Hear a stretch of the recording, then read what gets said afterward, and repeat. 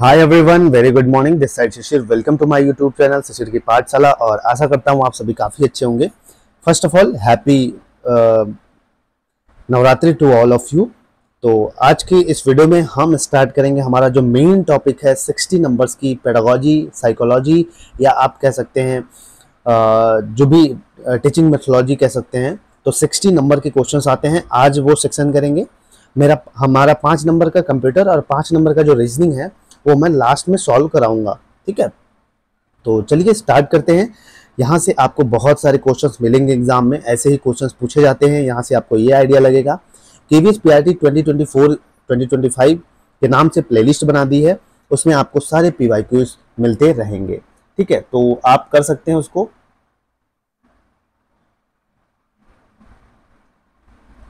एक मिनट।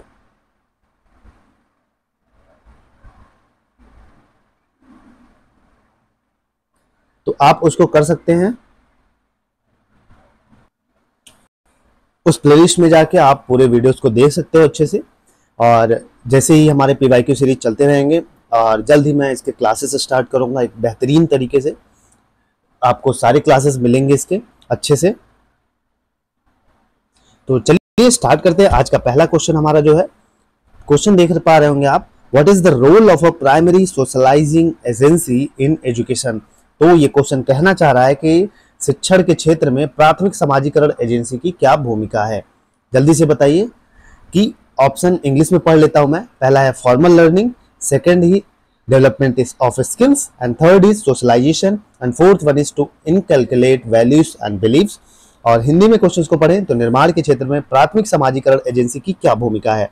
पहला है औपचारिक अधिगम, सेकंड है कौशल विकास, और थर्ड है सामाजिकरण, एंड फोर्थ वन इज मूल्यों और मान्यताओं को विकसित करना। जल्दी से बताइए, सोशलाइजिंग एजेंसी इन एजुकेशन में शिक्षण में क्या रोल है इसका। जल्दी से इसके आप ऑप्शन आपके सामने है, जल्दी से बताइए। तो इसका राइट आंसर क्या हो जाएगा? इसका राइट आंसर हो जाएगा my dear friends, to inculcate values and beliefs, मूल्यों और मान्यताओं को विकसित करना, ठीक है। तो अब चलते हैं नेक्स्ट क्वेश्चन पे। Which one of the following is secondary socializing agency? निम्न में से कौन सी सेकेंडरी सोशलाइजिंग एजेंसी है?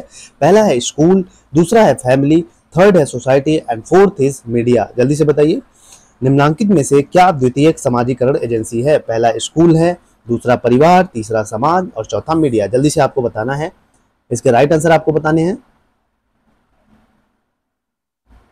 जल्दी से बताइए इसका राइट आंसर आपके अनुसार क्या होगा, फिर मैं बताता हूं आपको।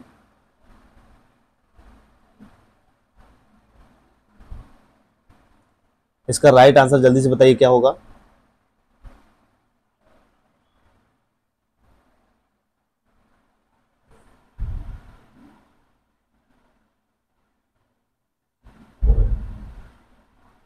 तो 42 का राइट आंसर हमारा हो जाएगा पहला स्कूल, ठीक है। हमारा द्वितीयक समाजीकरण एजेंसी स्कूल है और पहला परिवार हो जाता है, ठीक है। अब आगे चलते हैं क्वेश्चन नंबर नेक्स्ट में 43 में। How can you bring home and school together. आप होम और स्कूल को टुगेदर कैसे ले आ सकते हैं? थ्रू। पहला है frequent meetings with parents, second है meeting of peer members, third है teachers conference, and fourth one is seminars in schools. आप गृह और विद्यालय को किस प्रकार एक साथ लाएंगे? पहला, माता पिता से बार बार बैठके करके, समकक्षी सदस्यों से मिलके, अध्यापकों के सम्मेलन के माध्यम से, फोर्थ है विद्यालय में संगोष्ठियों का आयोजन करके। जल्दी से बताना है आपको 43 का राइट आंसर। 43 का आपको राइट आंसर बताना है। तो 43 का राइट आंसर आपको बताना है, जल्दी बताइए। आप क्वेश्चन को देखिए और ऑप्शन को बताइए। यहाँ देखिए सारे ऑप्शन आपको सेम लगेंगे और यही मेन डिफरेंस है, ठीक है। तो इसका राइट आंसर हो जाएगा आपका, क्या हो जाएगा? 43 का आपका राइट आंसर हो जाएगा फर्स्ट वन, माता पिता से बार बार बैठ के करके, ठीक है। माता पिता से बार बार बैठ के करके। अब आगे चलते हैं।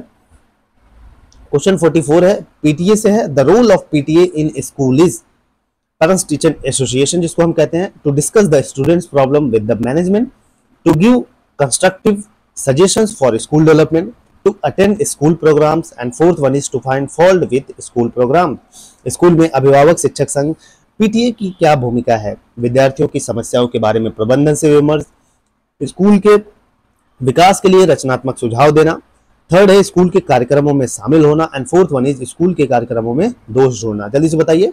तो इसका राइट आंसर सेकंड हो जाएगा, स्कूल के विकास के लिए रचनात्मक सुझाव देना। ठीक है, अब आगे चलते हैं क्वेश्चन नंबर 45 पे।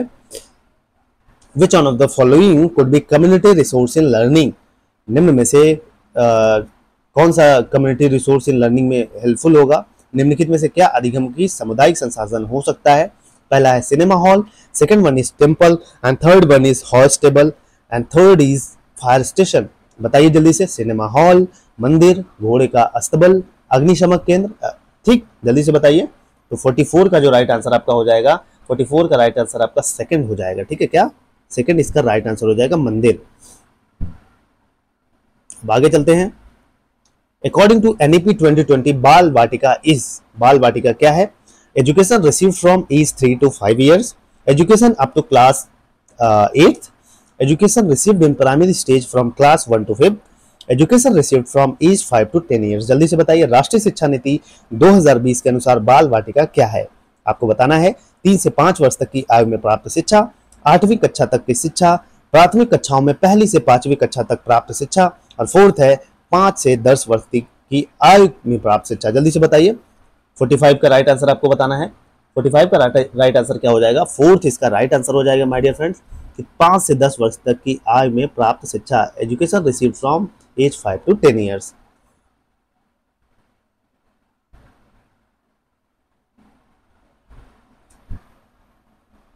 सॉरी, ये क्वेश्चन नंबर 46 है, तो इसका राइट आंसर पहला हो जाएगा। ठीक है, NEP बाल वाटिका क्या है? Education received from age 3 to 5 years, मतलब 3 से 5 तक की वर्ष में प्राप्त जो शिक्षा होती है इसको हम बाल वाटिका कहते हैं। इसका राइट आंसर ये हो जाएगा। ठीक है, सॉरी। 47 में चलते हैं। Spencer described education as, Spencer साहब ने एजुकेशन को डिस्क्राइब किया meaningful life, complete living, self living learning, preparation of for life.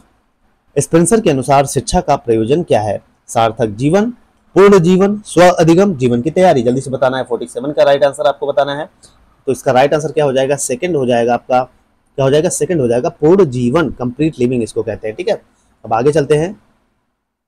Hidden curriculum is, hidden curriculum क्या है? Prescribed formal syllabus, curriculum hidden in the text, focus on informal gaining of values and believes, and fourth one is syllabus practised by school. अप्रकट पाठ्य चर्चा क्या है? विहित और औपचारिक पाठ्यक्रम, पाठ्य वस्तु में छिपी हुई पाठ्य चर्चा, अनौपचारिक रूप से मूल्यों और मान्यताओं की प्राप्ति पर बल दिया जाना, विद्यालय द्वारा व्यवहृत पाठ्यक्रम। जल्दी से बताइए 47 का राइट आंसर। तो 47 का राइट आंसर आपका हो जाएगा सेकंड, पाठ्य वस्तु में छिपी हुई पाठ्य चर्चा। ठीक है, इसका सेकंड राइट आंसर हो जाएगा। अब आगे चलते हैं 49 क्वेश्चन में। सॉरी, 48 क्वेश्चन है ना ये। 48 का राइट आंसर जो होगा वो थर्ड होगा। ठीक है, focus on informal gaining of values and beliefs. ठीक है, अनौपचारिक रूप से मूल्यों और मान्यताओं की प्राप्ति पर बल दिया जाना हिडन करिकुलम होता है। ठीक,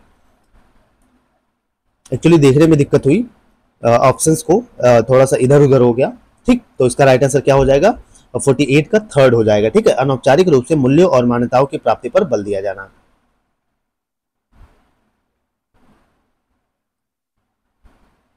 अब 49 में चलते हैं। 49 क्वेश्चन है, the boys and girls expect from school dash in the adolescent stage. पहला है इमोशनल सपोर्ट, सेकंड है कोऑपरेशन, थर्ड है sympathy and fourth is empathy. बालक बालिकाएं किशोरावस्था में स्कूल से क्या अपेक्षा रखते हैं? पहला है संवेगात्मक सहयोग, दूसरा है सहकारिता, एंड थर्ड इज सहानुभूति, एंड फोर्थ इज परानुभूति। जल्दी से बताइए 50 का राइट आंसर आपको बताना है। बताइए जल्दी से। तो 50 का राइट आंसर आपका क्या हो जाएगा? सेकंड हो जाएगा। ठीक है, सहकारिता चाहते हैं बच्चे, क्या चाहते हैं? कॉपरेशन चाहते हैं। ठीक है, कॉपरेशन 50 का राइट आंसर आप। सॉरी, 49 क्वेश्चन है ना ये। 49 मेरे से गलती हो रही है हर क्वेश्चन। तो the boys and girls expect from school in the adolescent stage.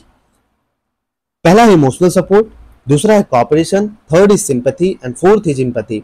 बालक बालिकाएं किशोरावस्था में स्कूल से क्या अपेक्षा रखते हैं? पहला है संवेगात्मक सहयोग, सेकंड वन इज सहकारिता, थर्ड इज सहानुभूति एंड फोर्थ इज परानुभूति। तो ये 49 क्वेश्चन है ना, तो 49 का राइट आंसर जो आपका होगा वो हो जाएगा आपका पहला। ठीक है, क्या हो जाएगा, संवेगात्मक सहयोग चाहते हैं वो, ठीक, इमोशनल सपोर्ट चाहते हैं। अब आगे चलते हैं 50 में, अब 50 आते हैं, ठीक है। Normal domain category is moral domain category is, moral domain category क्या है, नथिंग बट रेस्पॉन्सिबिलिटी। सेकंड है differentiating between right and wrong, and third is feeling, and fourth is recognising. जल्दी से बताइए, निम्नांकित में से क्या नैतिक शिक्षा की श्रेणी में आता है, केवल दायित्व, सही और गलत में विभेद करना, अनुभूति और मान्यता प्रदान करना। जल्दी से बताइए। तो इसका राइट आंसर आपका हो जाएगा सेकंड, ठीक है, सेकंड हो जाएगा differentiating between right and wrong. ये क्या है, moral domain category. Question number 51 में चलते हैं। Dash is the behavioural trait in adolescent. पहला है frustration, mall adjustment, third is aggression, and fourth is struggle with their identity. निम्नांकित में से क्या किशोरावस्था के व्यवहारात्मक अभिलक्षण हैं?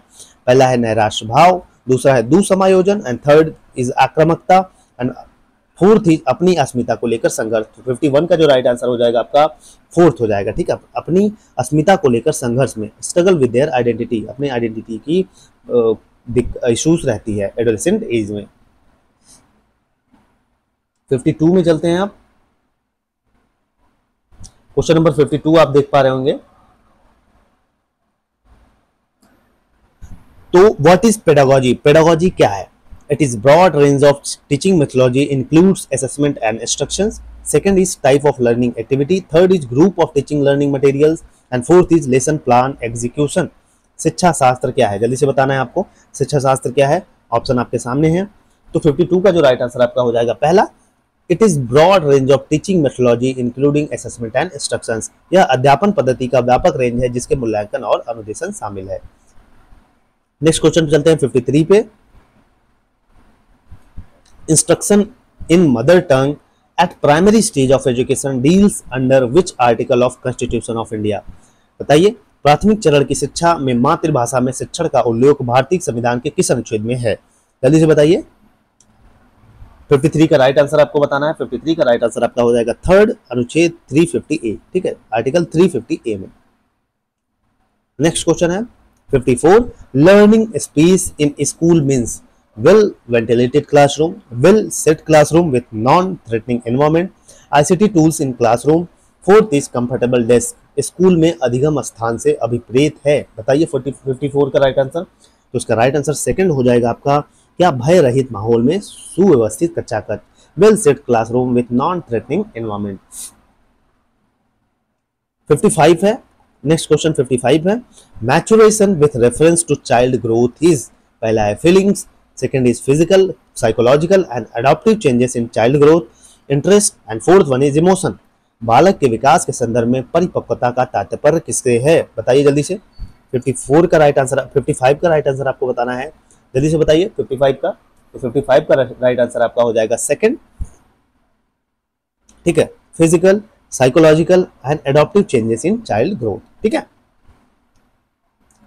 56 पे चलते हैं हम लोग। Which type of relationship enhances learning among the teachers and student? अध्यापकों और विद्यार्थियों में किस प्रकार के संबंध के फलस्वरूप अधिगम की अभिवृद्धि होती है? बताना है आपको। पहला है सोशल रिलेशनशिप, दूसरा official relationship, third is emotional relationship, and fourth is cordial relationship. 56 का राइट आंसर आपको बताना है। तो 56 का राइट आंसर आपका हो जाएगा थर्ड, संवेगात्मक संबंध, ठीक है, इमोशनल रिलेशनशिप। अब आगे चलते हैं 57 क्वेश्चंस पे चलते हैं। Diksha program by ministry of education is about. Diksha program शिक्षा मंत्रालय द्वारा प्रतिपादित दीक्षा कार्यक्रम निम्नलिखित में से किसके बारे में है? Free uniform and text books in primary education, second is digital infrastructure resources, third is operational black board, and fourth is universalization of primary education. जल्दी से बताइए। तो आपको बताना है 57 का राइट आंसर। 57 का राइट आंसर आपको क्या बताना है? बताइए जल्दी से। तो 57 का जो राइट आंसर आपका हो जाएगा सेकंड हो जाएगा, ये सेकंड हो जाएगा, ठीक है। डिजिटल अवसंरचना से संबंधित संसाधन की उपलब्धता, डिजिटल इंफ्रास्ट्रक्चर रिसोर्सेज से रिलेटेड है दीक्षा। ये सारी चीजें मैं आपको कवर कराऊंगा काफी अच्छे से। 58 पे चलते हैं।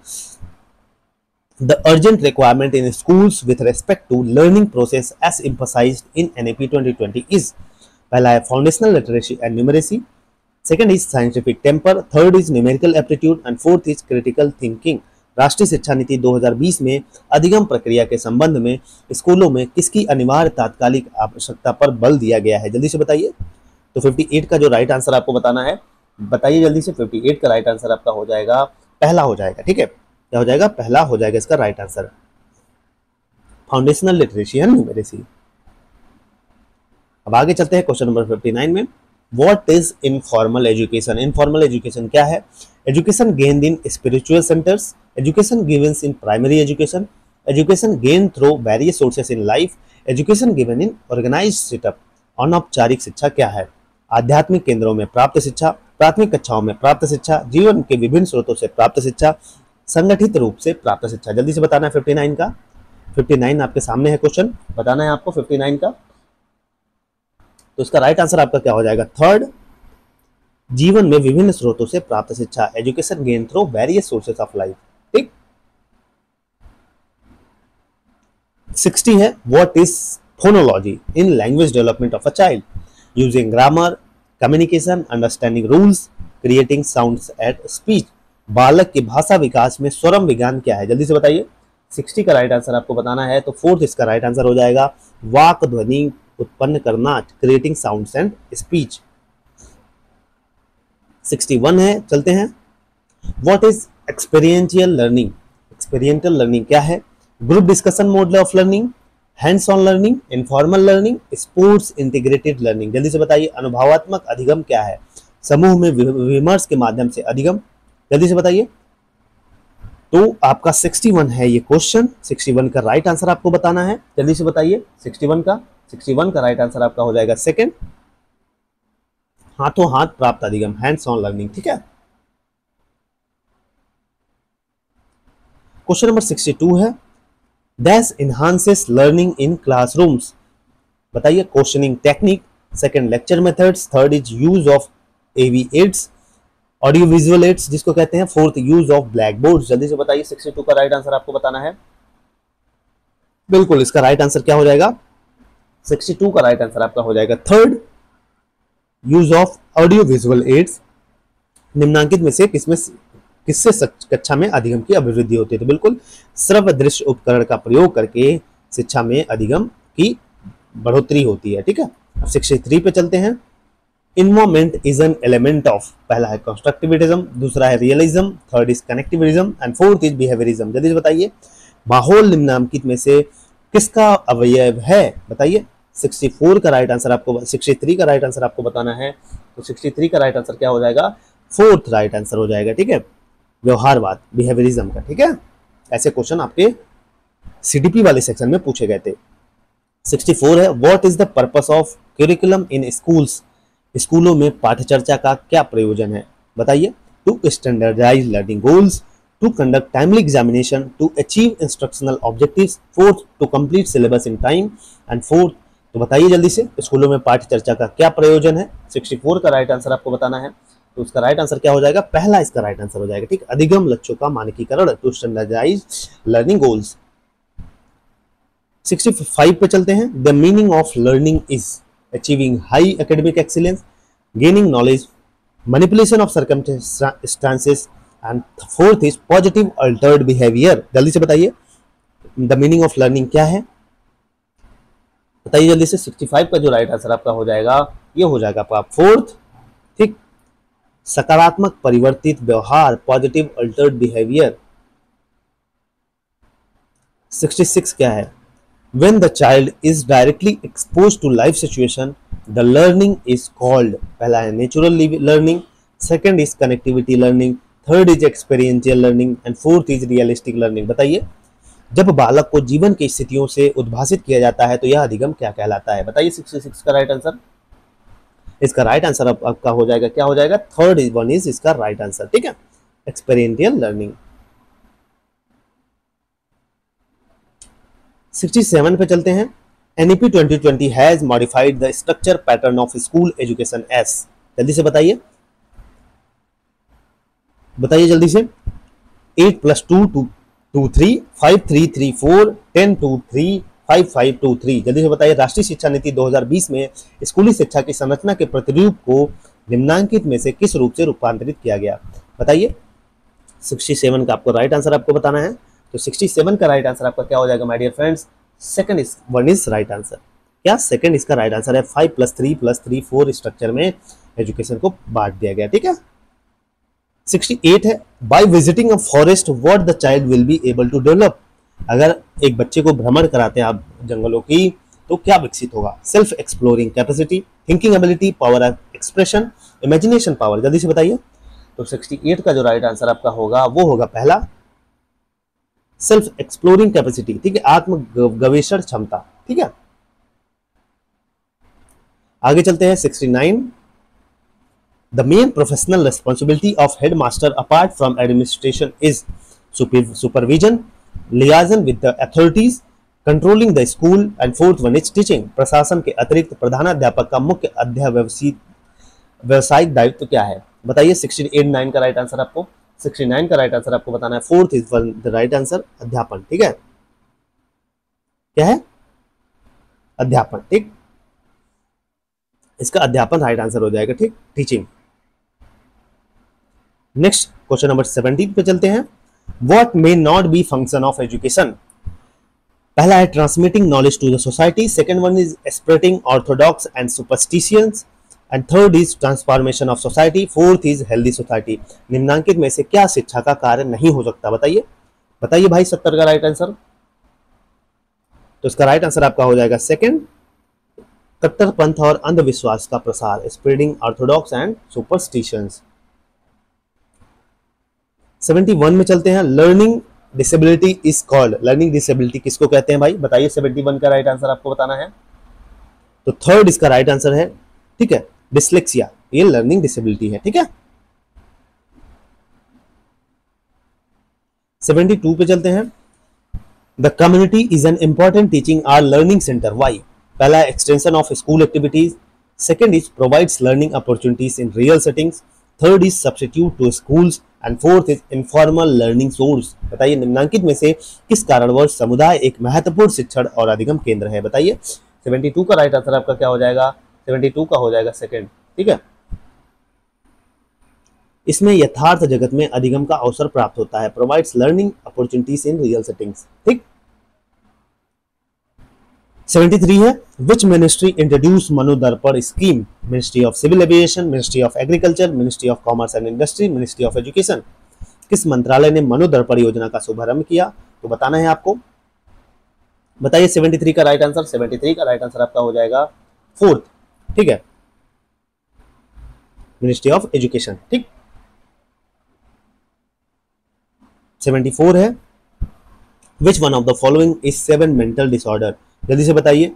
साइजोफ्रेनिया, एनेक्सिटी, डिप्रेशन, बाइपोलर डिसऑर्डर। जल्दी से बताइए। निम्नांकित में से क्या गंभीर मानसिक विकार है। 74 का राइट आंसर आपको बताना है। तो इसका राइट आंसर 1 हो जाएगा, ठीक है।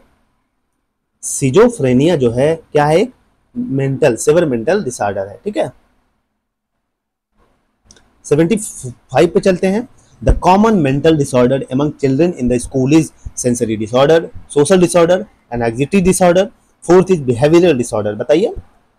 स्कूली बालक बालिकाओं में सामान्यतः कौन सी मानसिक विकार उत्पन्न होता है। बताइए। 75 का इसका राइट आंसर आपका हो जाएगा थर्ड, एंग्जायटी डिसऑर्डर स्कूलों में बच्चों में जो बहुत ज्यादा होती है, ठीक है। 76 पे चलते हैं। The root cause of mental illness among school children is heredity and psychological stress, nutrition, home atmosphere, fourth is peer behaviour. स्कूली बच्चों में मानसिक रुग्णता का मूल कारण क्या है। पहला है अनुवांशिकी और मनोवैज्ञानिक तनाव, सेकंड वन इज पोषण, एंड थर्ड वन इज गृह का वातावरण, फोर्थ वन इज समकक्षी बालकों का व्यवहार। 76 का राइट आंसर आपको बताना है। तो इसका राइट आंसर आपका हो जाएगा फर्स्ट, अनुवांशिकी और मनोवैज्ञानिक तनाव, ठीक है। अब चलते हैं 77 पे। Which step would form intervention from दिव्यांगजन। जल्दी से बताइए। इसमें से कौन सी एक्टिविटी है जो आपको क्या करेगी, जल्दी से बताइए।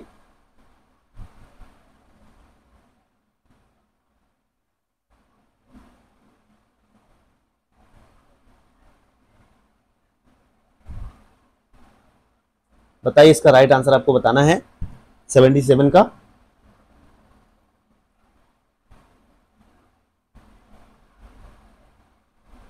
तो 77 का राइट आंसर आपको बताना है, तो इसका राइट आंसर सेकंड हो जाएगा, ठीक है, सेकंड इसका राइट आंसर हो जाएगा, एसेस एंड असिस्ट, ठीक है,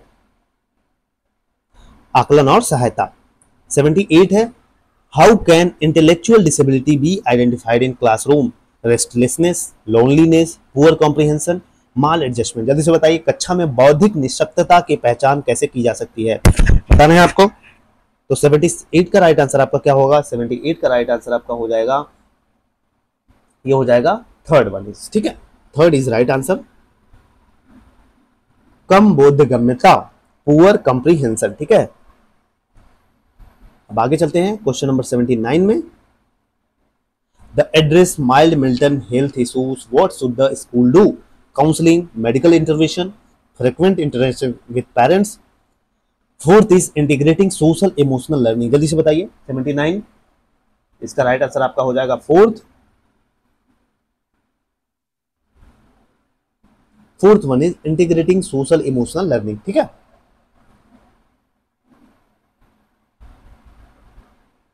तो मानसिक स्वास्थ्य से संबंधित छोटी मोटी समस्या का निवारण है तो विद्यालय को क्या करना चाहिए? तो सामाजिक समझात्मक अधिगम का एकीकरण करना चाहिए, ठीक है। क्वेश्चन नंबर 80 है, the role of parent to address mental health issues among children is. पहला है spending quality time with adolescents, enjoying share activities, medical intervention, appointing counsellor at home, parents should have awareness on adolescent issues. बालकों की मानसिक स्वास्थ्य की समस्या के निवारण में माता पिता की क्या भूमिका है? जल्दी से बताइए। 80 का राइट आंसर आपका हो जाएगा, first one is the right answer, ठीक है, spending quality time with adolescents, enjoying shared activities, ठीक है। 81 पे आ गए, the vision and philosophy of school will be reflected in school prospectus, institutional plan, school development plan, school magazine. जल्दी से बताइए, school की भावी योजना और इनका दर्शन निम्नलिखित में से किसमें दर्शाया जाएगा? 81 का राइट आंसर आपको बताना है, थर्ड वन इज इसका राइट आंसर है, ठीक है, थर्ड इसका राइट आंसर हो जाएगा, स्कूल डेवलपमेंट प्लान, ठीक है। अब आगे चलते हैं 82 पे, a leader should be inspiration and director, manager, producer, financier. किस नेता को किस भूमिका की निभानी चाहिए, ठीक है, में होना चाहिए, मतलब किसी नेता को किस भूमिका में होना चाहिए? जल्दी से बताइए। 82 का पहला राइट आंसर हो जाएगा फर्स्ट वन, ठीक है। मैं ऑफिशियल आंसर्स की से मैच करके भी आपको बता रहा हूं, ठीक है, इंस्पिरेशनल एंड डायरेक्टर होना चाहिए, ठीक।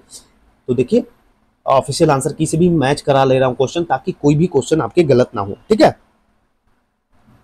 83 में चलते हैं, the headmaster to make proper planning will take the help of district collector, school management, local authorities, people, teachers and parents. बताइए। 83 का राइट आंसर आपका हो जाएगा fourth, people, teachers and parents, ठीक है। प्रधानाध्यापक उचित व सम्यक योजना निर्माण के लिए किसकी सहायता लेगा? शिष्य, अध्यापकगण और माता पिता के, ठीक है, fourth one is right answer. 84 पे चलते हैं, the foremost important character of school leader is cooperation, qualification, conviction, aggression. किसी स्कूल का नेतृत्व करने वाला व्यक्ति में निम्नलिखित में से सर्वाधिक महत्वपूर्ण व सर्वापेक्षित गुण क्या है? बताइए जल्दी से। तो इसका राइट आंसर थर्ड हो जाएगा, ठीक है, कन्विक्शन, क्या? संकल्प शक्ति। आगे चलते हैं, 85 है, as per as the idea of transformational leadership and effective leader should, as per as the idea of transformational leadership and effective leader should motivate and inspire people, coach a person to realize his potential, set the pace for his own organization, provide general direction and tools for goal achievement। जल्दी से बताइए, ये आपको बताना है। रूपांतरित, जिसको रूपांतरकारी नेतृत्व की अवधारणा के अनुसार प्रभावी नेता को क्या होना चाहिए, ठीक है। तो 85 का राइट आंसर आपको बताना है, इसका राइट आंसर पहला हो जाएगा, मोटिवेट एंड इंस्पायर पीपल, ठीक है, मोटिवेट एंड इंस्पायर पीपल। 86 पे चलते हैं, which is the essential quality of a leader? Rigidity, inspiring others, accountability, flexibility. जल्दी से बताइए, किसी नेता का अनिवार्य गुण क्या होना चाहिए? इसका राइट आंसर सेकंड हो जाएगा, अन्य व्यक्तियों को प्रेरित करना, ठीक है, इंस्पायरिंग अदर्स। ये तो सिंपल क्वेश्चन है ये सारी चीजें, लेकिन फिर भी मैं आपको करा दे रहा हूं ताकि आपको आइडिया हो जाए। among the following which one can't be quality for leader? Honesty and integrity, confidence, lack of confidence, accountability. मतलब निम्नांकित में से क्या किसी नेता का गुण नहीं हो सकता? बताइए जल्दी से। 87 का राइट आंसर आपको बताना है, तो इसका राइट आंसर हो जाएगा आपका थर्ड, लैक ऑफ कॉन्फिडेंस उसके पास नहीं होना चाहिए। ठीक है। 88 है, what is the role of headmaster as an academician? बताइए, एक शिक्षाविद के रूप में प्रधानाध्यापक की क्या भूमिका है? To act as a mediator between student and teachers, supervision of school, bridge between student and management, to provide academic and administrative leadership. जल्दी से बताइए। 4 इसका राइट आंसर हो जाएगा आपका, to provide academic and administrative leadership. अब आगे चलते हैं 89 में, की phrase of pace setter leadership is I can do it better, let me teach how it is done, let's dream big and set standards, I will give you the tools and autonomy to execute. 89 का बताना है आपको right answer, तो इसका third one is the right answer, let's dream big and set standards. ठीक है। अब 90 पे चलते हैं भाई। The leadership which exercise minimum control is democratic leadership, laissez faire leadership, authoritarian leadership, personality attributes of leadership. जल्दी से बताइए। ऐसा नेतृत्व जिसमें न्यूनतम नियंत्रण अंतर्ग्रस्त होता है वह निम्नांकित में से क्या है? 90 का राइट आंसर आपका हो जाएगा सेकंड, अहस्तक्षेप नेतृत्व। ठीक है, लेजिस फेयर लीडरशिप। 91 पे चलते हैं। According to NEP 2020, ECCE stands for emotional childhood care education, elementary childhood centre and education, effective childhood care and education, early childhood care and education. राष्ट्रीय शिक्षा नीति 2020 के अनुसार ECCE का अभिप्रेत है। बताइए, आसान क्वेश्चन है। 4th इसका राइट आंसर है बिल्कुल, early childhood care and education. ठीक है। बाकी चलते हैं 92 में। The NCF 2005 was prepared by CBSE, UGC, NCERT, NIOS। जल्दी से बताइए। आपको 92 का राइट आंसर आपको बताना है, third one is right, NCERT। ठीक है, NCF NCERT द्वारा बनाया गया। 93 है, RTE Act 2009 came into force with effect from। बताइए, 93 का राइट आंसर आपको बताना है, सेकंड इज इसका राइट आंसर हो जाएगा। 1 अप्रैल 2010 को RTE एक्ट क्या हुआ था? इफेक्ट हुआ था। मतलब शिक्षा का अधिकार अधिनियम 2009 कब से लागू हुआ? तो सेकंड 1 अप्रैल 2010 से। ठीक है, 93 हाँ 1 अप्रैल 2010 से। ठीक है। The word NEP stands for, देखिए इतना आसान question, national education policy, new education policy, national educational programme, new education programme. NEP का पद का तात्पर्य किससे है? बताइए जल्दी से। 94 का राइट आंसर आपको बताना है, बिल्कुल भाई, new education policy, national education policy. ठीक है, the word NEP stands for national education policy. ठीक, 94 yes is the right answer, first one. ठीक है,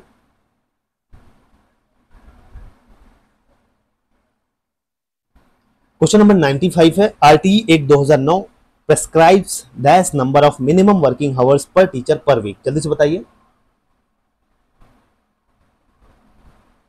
मतलब शिक्षा का अधिकार अधिनियम 2009 में शिक्षक के लिए प्रति सप्ताह न्यूनतम कितने घंटे की शिक्षण निर्धारित किया गया है?